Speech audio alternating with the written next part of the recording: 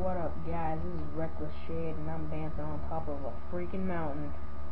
Alright, anyway, this video is going to be a commentary of just pretty much my spec and what I think a rogue should have in the spec. But you guys can leave a comment and see what, tell me what you guys think. If I should change anything that would improve my PvP, just let me know. So anyway, I'm going to be going over the spec today. The first thing is Night Stalker. I only have 1 point in there because of the Night Elf ratio. The Night Elf ratio increases my speed while stealth, so I only need 1 point in there. And the stealth re-stealth cooldown isn't all that long anyway, and I'm going to be out for more than enough time to get it back again. Alright, so anyway, moving on. Improved ambush. You're using the ambush for not only a starting ability. Sometimes, like say if a guy's like half health, you just open up with an ambush on him and own it. So you want this to increase the critical strike chance rate by 60 and its damage by 15, which is a really big increase. So the next thing is Relentless Strikes. Your finishing moves have a 20% chance per combo point to restore 25 energy. So this is good if you're using finishing moves really quick. You put that on, you get 25 energy back, and most of these, as you can see, have about a little, are a little bit more than what you would regain back with that, with the Rupture and Disruptor, and Pleasant, that's helpful. So Rupture and Pleasant, guys, you would get it all back, all your energy back. The next thing is Elusiveness. Reduces the cooldown of your Vanished and Blind abilities by 60 seconds, and your Cloak of Shadows and Combat Readiness abilities by 30 seconds. So you're going to be using Vanish and Blind a lot. Vanish for getting away, maybe getting a reopen off, and Blind is for peeling, getting people off you, CCing stuff, you know, all that good stuff. So anyway, the Cloak of Shadows part gets rid of dots. That's really helpful for getting away from like warlocks per se, or in some cases druids and mages, stuff like that. And then combat readiness is just pretty much ground to ground unit or melee units, and you know, off that and they don't do anything. I like to have waylay on in case I want to use a different poison for different kind of situations. Like if I'm in a duel against a class I would like to have a different poison on, I can always have that. And it's a 100% chance to do it, so it's guaranteed pretty much, and that's why I like it. So then you need Opportunity. Opportunity increases the damage with your backstab, melee, garrote, and ambush abilities by 30%. Your backstab is going to be doing a lot more damage if you have that on, which is a good thing. That's one of the biggest abilities that you're going to use as a rogue.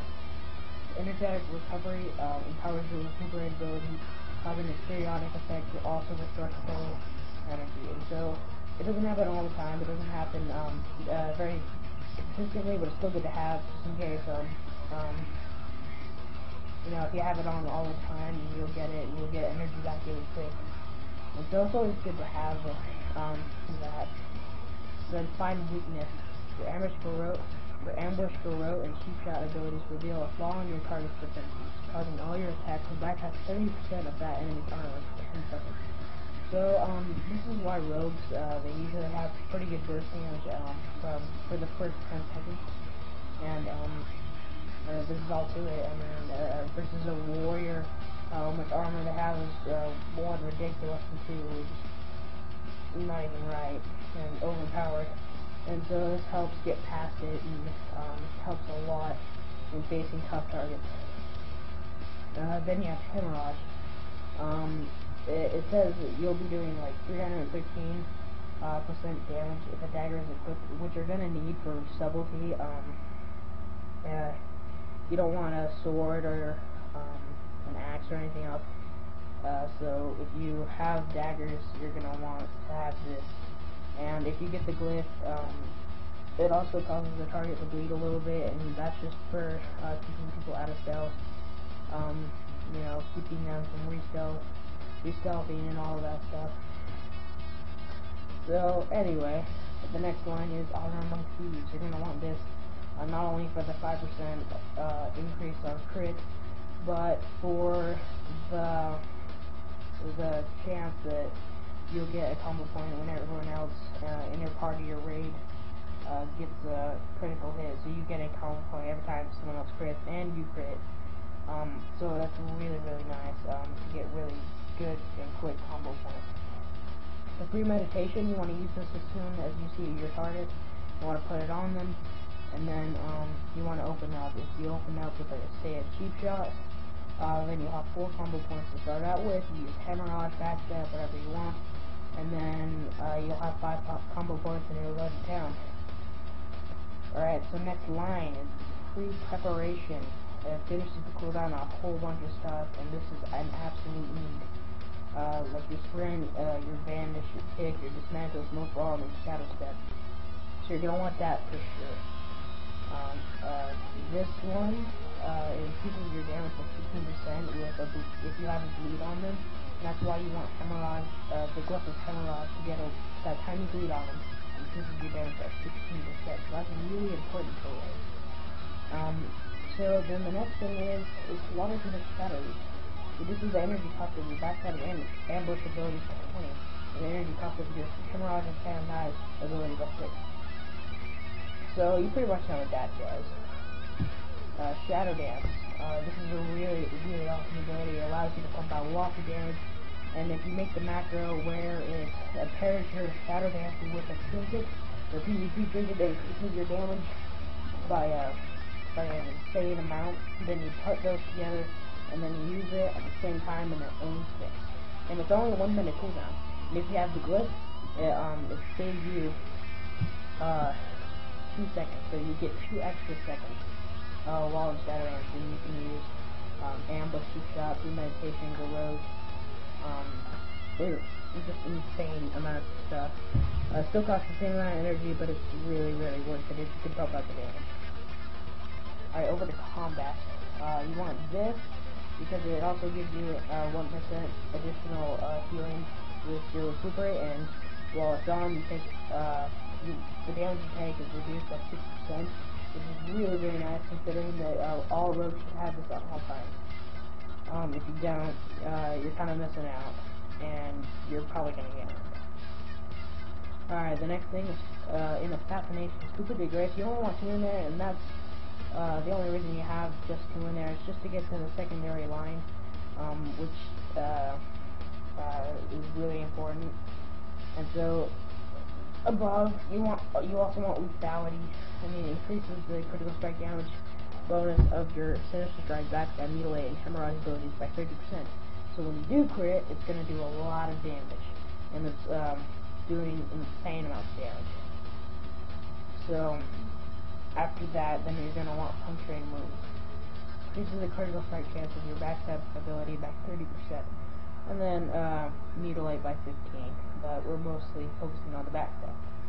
So if you have that, all 3, you'll be doing, it'll crit for 30% more, and my crit is actually around 29, so it's pretty much 29 right now. And so that would push it up to 59 chance. So that's almost 60% chance of doing a crit with that. And since it's only 40 energy, you can use it quite often. So, my glyphs. I have the glyph of backstab, and since I'm going to be doing lots of crits with backstab, I might as well have the glyph that gives you 5 energy back, so you can keep going. And when you have 5 energy back, you can do a lot more with that. The next thing is Shadow Dance. This is the duration of your Shadow Dance by 2 seconds. Glyph Hemorrhage. Your Hemorrhage ability also causes the target to bleed, dealing 40% of the direct damage over 24 seconds. So that's, like I said before, just to keep rogues and druids out of stealth. And Hemorrhage can also be used as just a main attack anyway, so it's nice to just have that. Glyph Gouge.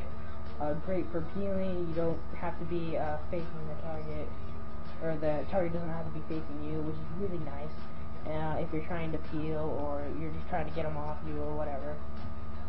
Then the Glyph of Pre-Preparation finishes the cooldown on a lot more stuff, and the big thing is finishes the cooldown on Smoke Bomb, which is a really, really good ability. and it's a 3-minute cooldown. So if you get stuck without that and you need it, then you gotta need to pop that.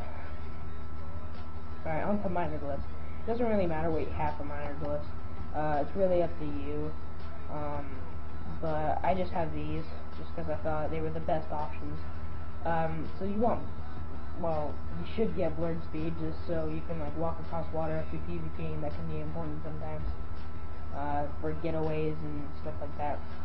Poisons, just apply poisons faster. No big deal. Not really used for anything. Safe fall. You can fall farther without taking any damage. This is actually pretty good because you can fall from pretty high without taking any damage. A lot more than before and without this. Alright, so I think that's gonna do it for this video. My name is Reckless Shade, and if you like my tips, please rate, like, subscribe, comment, and give me and my friend Bloodkeeper some more tips about what you guys would like to see. Please don't involve any PvE because we will not do that. We are all PvP, and as you can tell, I got the ruthless shoulders and my guy's dancing on a fucking rock. Alright, see you guys later.